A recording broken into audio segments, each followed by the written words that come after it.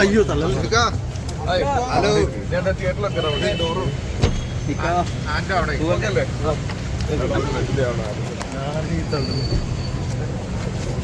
അത് പുറകോട്ട് എടുക്കണം.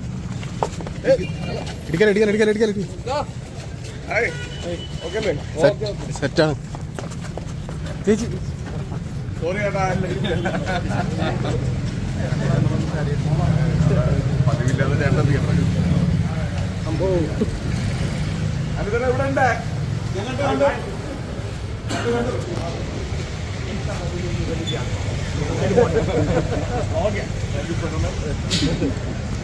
അനുചേട്ടോ ഒരു മിനിറ്റ് ചേട്ടനെ കണ്ടു.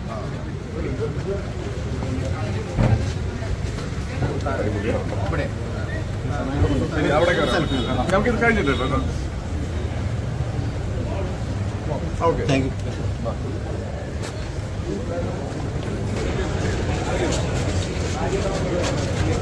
അയ്യോ കൊല്ല കേട്ടോ. അമ്മയെ കൊല്ലല്ലേ.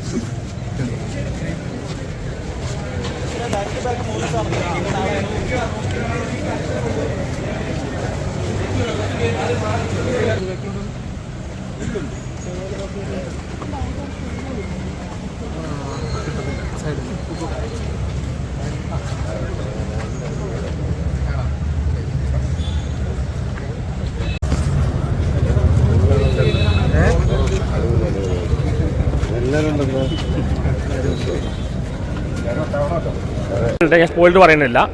ഇത് മലയാള സിനിമയുടെ ഏറ്റവും മികച്ച പടമാണ്. ഒരു ക്ലാസിക് പടമാണ്. യവനികല പോലെ മനോജ് ചേനജിയിലുണ്ട്. ആസിഫിലെ സൂപ്പർ നടനായി മാറിക്കൊണ്ടിരിക്കുക. സൂപ്പർ താരമല്ല, എല്ലാവരും സൂപ്പർ നടനായി മാറിക്കൊണ്ടിരിക്കുകയാണ്. അനശ്വരാജിന് അടുത്ത ഉർവശിച്ചെന്ന് പറയാം. എല്ലാം കൊണ്ട് കിട്ടണം പടം. ഒരു ലാഗും ഇല്ല, ഒന്നുമില്ല. ക്ലാസിക് പടമാണ്. പണ്ട് 80കളുടെ പോലെ KGR പടം പോലെ ഈ പടം മലയാള സിനിമ എന്നും ഓർമ്മിക്കപ്പെടും. ഒരു ക്ലാസിക് പടമാണ്. എല്ലാവരും തിയേറ്ററിൽ പോയി കാണുക. എഡിറ്റിങ്ങൾ ഉയർന്നാണ്. ഒരു ലാഗും ഇല്ല. റിയലിസ്റ്റിക് ഫിലിമാണ്. എനിക്ക് വളരെ ഇഷ്ടപ്പെട്ടു. അത് ഞാൻ പറയുന്നില്ല, പറഞ്ഞ സ്പോയിൽഡാം. നമുക്കിടെ സാന്ത്വനയിലുണ്ട്, എന്താണെന്ന് ഞാൻ പറയുന്നില്ല. പക്ഷേ ഇതെല്ലാവരും കാണേണ്ട പടമാണ്. ക്ലാസിക് പടമാണ്. മലയാളം സിനിമ കണ്ട ഏറ്റവും മികച്ച ഒരു 10 പടങ്ങൾ ഒരു പടമായി. കിടിലം പടം. അഭിനയം വളരെ മിതമായിട്ട് അഭിനയിക്കുന്നു. ഷാർപ്പുമാണ്.